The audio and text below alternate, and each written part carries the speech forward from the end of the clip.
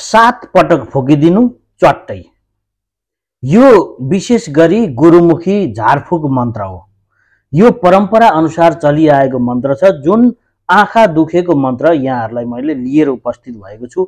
नमस्कार भक्त सज्जनवृन्द, सर्वप्रथम त यहाँहरूलाई स्वागत गर्न चाहन्छु म ऋषिराम लम्साल हरिबोल अल दर्शन पूर्ण दर्शन युट्युब च्यानलमा।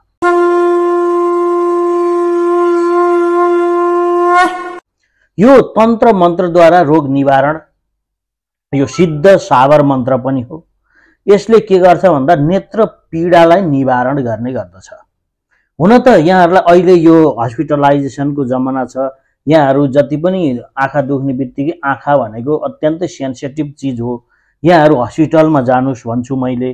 किनभने यदि यहाँहरूलाई यसमा विश्वास लाग्छ र मैले फुकेर पनि सन्चो गराएको थिएँ, मेरो आँखा ठिक हुन्छ भन्ने यहाँहरूले विश्वास गर्नुहुन्छ, अथवा फुकेर कसैले यस्तो सन्चो गराइरहनु भएको छ भने यहाँहरूलाई यो मन्त्र दिँदैछु मैले।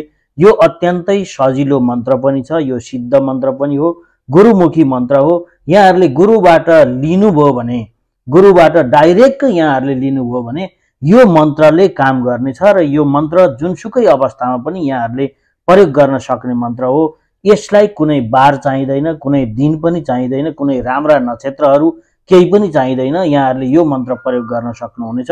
हरेक हिसाबले जस्तो सुकै व्यक्तिले जुनसुकै समयमा पनि यहाँहरूले प्रयोग गर्ने मन्त्र हो। यदि मैले यहाँहरूलाई यो मन्त्र डिस्क्रिप्सनमा पनि दिनेछु, तथापि यत्तिकै भन्दा यहाँहरूको यो जुन मन्त्र छ, मन्त्रको चाहिँ उच्चारण अशुद्ध पनि हुन सक्ला, यहाँहरूले चाहिँ क्षमा गर्नुहोस्। किनभने यो डिस्क्रिप्सनमा दिएपछि यहाँहरूले त्यहाँबाट जस्ताको तस्तै निकाल्न सक्नुहुनेछ। मन्त्र के छ त भन्दा, ओम नम झल मल जहर भरी तलाई, अस्ता चल पर्वत ते आई, तहाँ बैठा हनुमन्त जाई, फुटे न पाकै करै न पीडा, यति हनुमन्त राखै हिडा, शब्द साँचा पिण्ड काँचा, फुरो मन्त्र ईश्वर बाचा भन्ने मन्त्र छ। यो अत्यन्तै शक्तिशाली मन्त्र हो। यहाँहरूले के गर्नु त भन्दा, जब आँखामा पीडा हुन्छ, जलन हुन्छ, अथवा कुनै अदृश्य बाधा हुन्छ, नजर दोष लाग्छ, भूत प्रेत पिचास बक्सी आदि इत्यादि हरेक हिसाबले यहाँहरूको आँखामा पीडा हुन्छ भने यो प्रेत बाधाबाट पनि मुक्ति हुने मन्त्र हो। त्यसैले यो अनुभवको आधारमा, सबैले गरेको यो प्रयोगको आधारमा ल्याइएको मन्त्र हो। यसको कुनै अन्त यस्तो कुनै पनि छैन कि यो परम्परागत अनुसार आएको मन्त्र हो। यहाँहरूले चाहिँ प्रयोग गर्न सक्ने मन्त्र, त्यसै कारणले मैले यसलाई चाहिँ यहाँहरूमा चाहिँ लिएर उपस्थित भएको छु।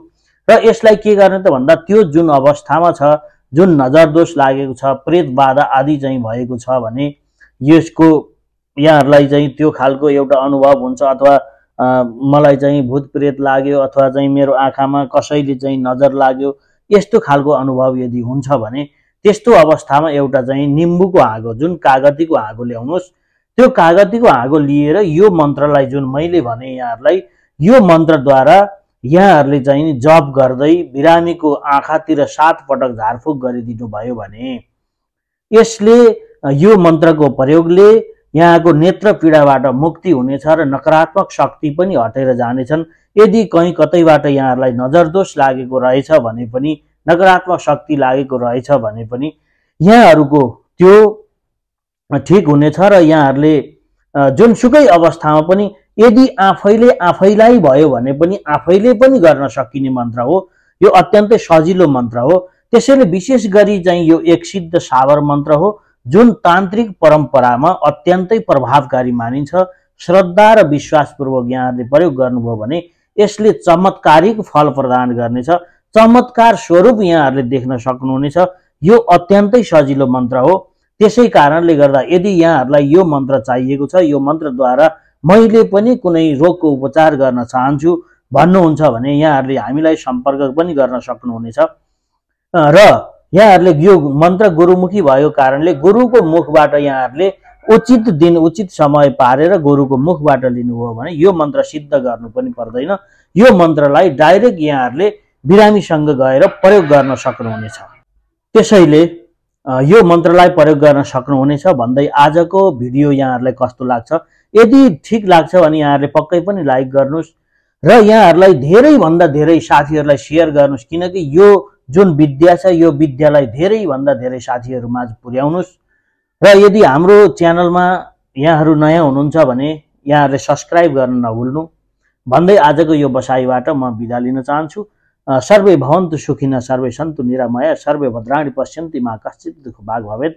धन्यवाद।